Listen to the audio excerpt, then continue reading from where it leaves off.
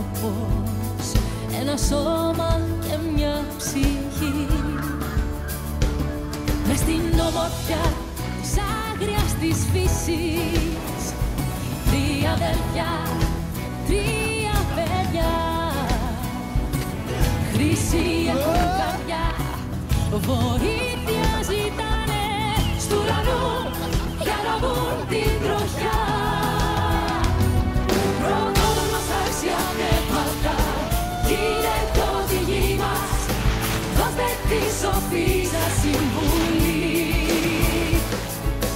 Μέσα στη ψυχή μας, δείξτε μας το φως, θα είναι ο καθένας να για πάντα αδελφός, αδελφός αγαπητός. Το φως σας το λόγο να πείτε, δείξτε πως πια να ζούμε εμείς, πως οι πράξεις μας την κάθε στιγμή θα σκορπίζουν το φως στη γη. Πώς να αγαπάμε τον κόσμο που ζούμε, την ψευτιά πώς να διώξουμε απ' τη γη.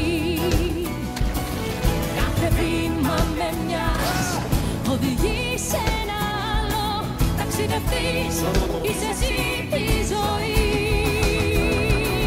Προχωρούν μας άξια πνεύματα, γύρε το τη γη μας, δώστε τη σοφή σας συμβουλή.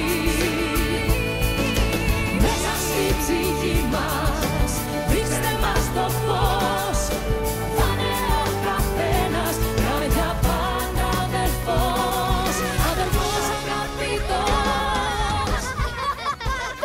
Και ναι, χαίρεσαι που θα πάρεις μια πνευματική πέτρα σήμερα. Δεν είναι πέτρα, είναι ένα τοτέμ.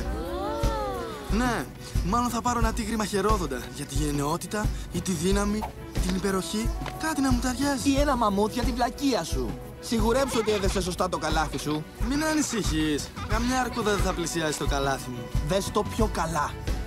Δες το πιο καλά.